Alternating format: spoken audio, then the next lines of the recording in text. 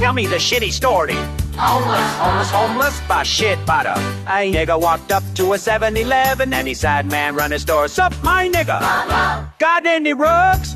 The buyer said, no, we just sell miners, but it's sad and it's shitty and it's also eat. Can I get your ass if you know, you know? The nigga said, I'll just lick my tie. Then he stole that bike that drove away. Road dog till the very next day. Shit, bomb shit, bomb shit.